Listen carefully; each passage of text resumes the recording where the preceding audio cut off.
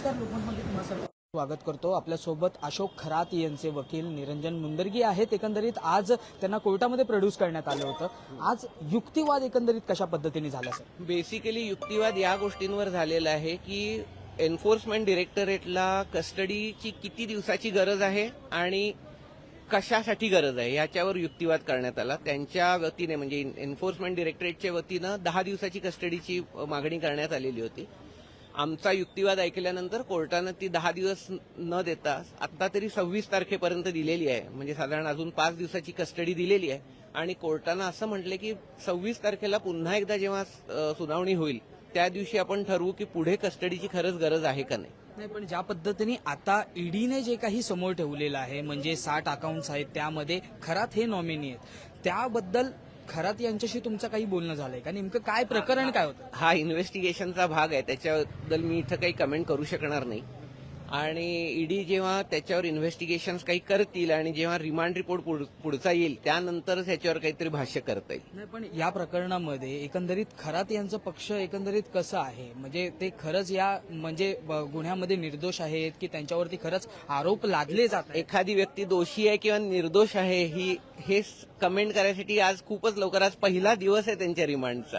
आज ईडीलाही माहित नसणार आहे की खरंच मी दोषी आहे का नाही आणि मला त्याच्यावर फायनली शिक्षा होऊ शकेल का नाही।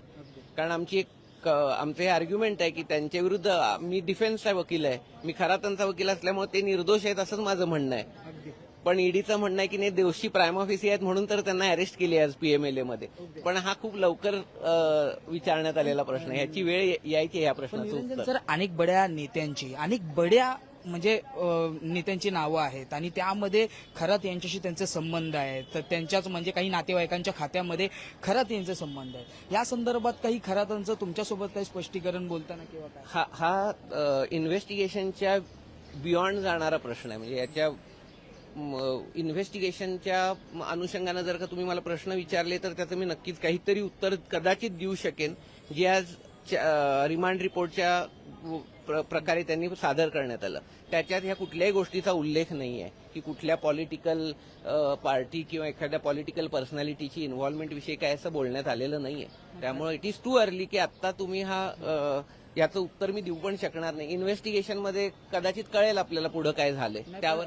खरात यांच्या कुटुंबियांची काही चौकशी केली जाईल या प्रकरणामध्ये असं वाटतंय, कारण की ते देखील अनेकदा तपास हा प्रश्न माझ्यापेक्षा ईडी ऑफिसर्स ह्याचं उत्तर देऊ शकतील असं मला वाटतंय। कारण त्यांचं म्हणजे आज पहिल्यांदा म्हणजे खरात हे कोर्टामध्ये बोललेत, यापूर्वी कधी बोलले नव्हते, आज पहिल्यांदा बोललेत। त्यामध्ये त्यांनी सांगितलं की त्यांनी त्यांच्या मॅनेजरला ते पैसे या म्हणजे पतसंस्थेमध्ये टाकायला सांगितलेले, कारण की त्यामध्ये नाही असं काही सांगण्यात आलेलं नव्हतं। कोर्टानं त्यांना एवढंच विचारलं की तुमचं काही म्हणणं आहे का, याच्यावर त्यांनी असं सांगितलं की माझ्या ऍडव्होकेटना मी इन्स्ट्रक्शन दिलेले आहेत आणि ते जे म्हणतात तेच माझं म्हणणं आहे, एवढंच म्हणालेत ते। आता एकंदरीत कोर्टाचे जे काही आता म्हणजे 5 दिवस दिलेले आहेत त्या कोठडीचे, ते जर झालं त्यानंतर एकंदरीत काय पुढे येईल आणि त्या म्हणजे या 5 दिवसांच्या हे पुढचं रिमांड रिपोर्टच सांगेल आपल्याला। आज मी कसं सांगणार, इन्व्हेस्टिगेशन मी नाही करत आहे, एन्फोर्समेंट डायरेक्टरेट करत आहे। या प्रकरणामध्ये एकंदरीत आता तुमची पुढची म्हणजे दिशा काय असणार आहे या प्रकरणामध्ये?